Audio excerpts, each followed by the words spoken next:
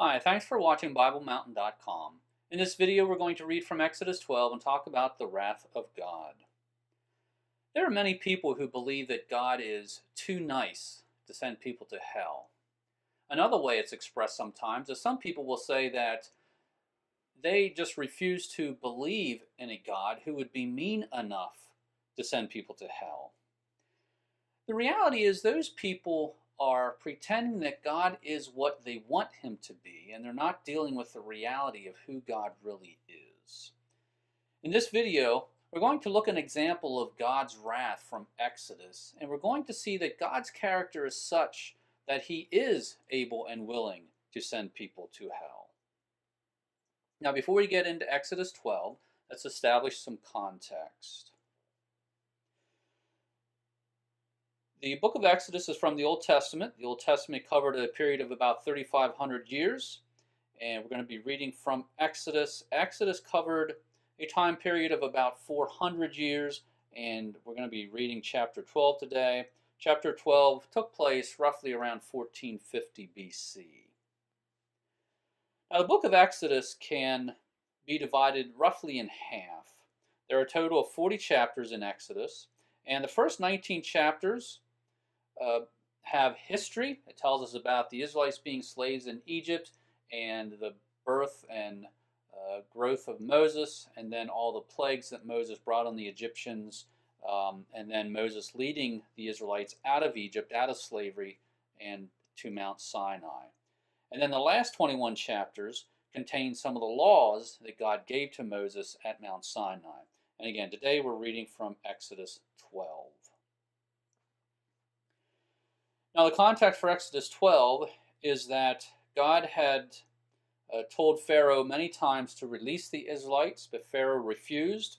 So what we read today is that God passed over the land of Egypt and he struck down all the firstborn males. After that happened, Pharaoh went to Moses and Aaron and told them to leave and to take Israel with them. And so then we read in today's passage, the Israelites actually did leave slavery. They left Egypt. Now, when the Israelites were in slavery, they probably lived here around Ramses. And this area here is the Nile Delta. That was a very fertile area. And also the Nile River Valley was very fertile. The rest of this area, this was all desert. Now, we read today that when the Israelites left Egypt, they went from Ramses to Sukkot, and if you notice, that means that they were heading straight into the desert. Now, their ultimate destination was up here in the Promised Land, and the shortest way to get there would have been to go right up along the coast, but God knew that there was some inhabited cities in this area. God was afraid that the Israelites would turn back when they saw a little bit of resistance, and so God took them from Ramses down into Sukkot, and then eventually they went through the wilderness to get to the Promised Land. Now, with that as context, let's get started reading Exodus 12. Then Moses called for all the elders of Israel and said to them, "Go, take for yourselves lambs according to your families, and slay the Passover lamb. You shall take a bunch of hyssop and dip it in the blood which is in the basin, and apply some of the blood that is in the basin to the lintel and the two doorposts, and none of you shall go outside the door of his house until morning.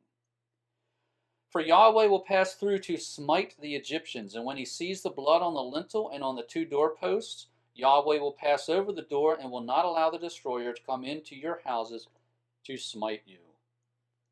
Now notice the word smite. It occurs twice.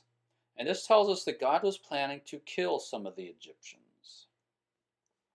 Verse 24. "And you Israelites shall observe this event as an ordinance for you and your children forever. When you enter the land which Yahweh will give you as he has promised, you shall observe this rite. And when your children say to you, 'What does this rite mean to you?'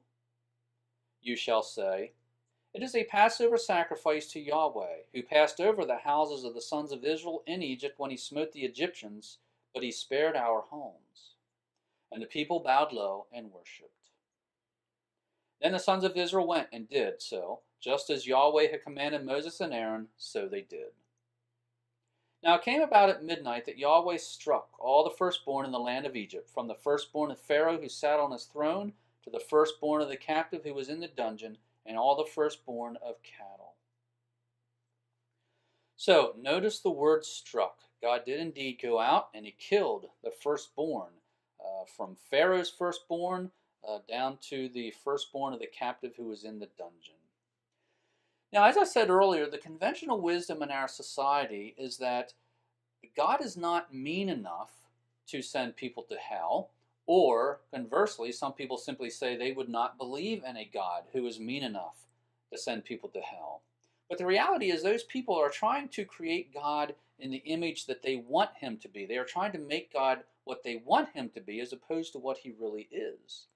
And we see in this passage that God went through Egypt and he struck down all the firstborn of Egypt. And so that tells us that God is able and willing to send people to hell. Now, verse 30. Pharaoh rose in the night, he and all his servants and all the Egyptians, and there was a great cry in Egypt, for there was no home where there was not someone dead. And notice the word dead. So again, this was a great calamity that came upon the Egyptians. Every home in Egypt had someone who was dead. Then Pharaoh called for Moses and Aaron at night and said, Rise up, get out from among my people, both you and the sons of Israel, and go. Worship Yahweh as you have said. Take both your flocks and your herds as you have said, and go and bless me also. The Egyptians urged the people to send them out of the land in haste, for the Egyptians said, We will all be dead. So notice that the Egyptians urged the Israelites. That's how much of a calamity this was. The Egyptians wanted to get the Israelites out of there immediately. So the Israelites took their dough before it was leavened, with their kneading bowls bound up in the clothes on their shoulders. Now the sons of Israel had done according to the word of Moses, for they had requested from the Egyptians articles of silver and articles of gold and clothing. And Yahweh had given the Israelites favor in the sight of the Egyptians, so that the Egyptians let the Israelites have their request. Thus the Israelites plundered the Egyptians. Now the sons of Israel journeyed from Ramses to Sukkot, about 600,000 men on foot, aside from children. A mixed multitude also went up with the Israelites, along with flocks and herds, a very large number of livestock. The Israelites baked the dough which they had brought out of Egypt into cakes of unleavened bread, for it had not become leavened since they were driven out of Egypt and could not delay, nor had they prepared any provisions for themselves. Now the time that the sons of Israel lived in Egypt was 430 years. And at the end of 430 years, to the very day, all the hosts of Yahweh went out from the land of Egypt. It is a night to be observed for Yahweh, for having brought them out from the land of Egypt. This night is for Yahweh, to be observed by all the sons of Israel throughout their generations. And that's as far as we're going to read in this video.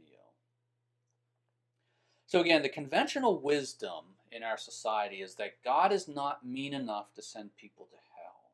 Or as I said, some people say they simply would not believe in a God who would send people to hell. But we see in this passage the reality is that these people are trying to make God what they want him to be and not what he really is. And we see in this passage that God's character is such that he is able and willing to send people to hell. God had told Pharaoh to release the Israelites many times, and Pharaoh refused. So finally, God brought wrath on Pharaoh and the Egyptians for disobeying God and being stubborn. And again, that's an example of God's wrath, and that indicates to us that God's character is such that he is able and willing to send people to hell. Thanks for watching BibleMountain.com. Please join my email list so you can receive future videos like this via email for free. There are links on this video screen to take you to a sign-up page, or you can go to BibleMountain.com and click on follow. This is a free subscription, and your email address will not be sold nor given away. Also, please use the share buttons on your webpage to like this video and share it with your friends. And once again, thank you for watching BibleMountain.com.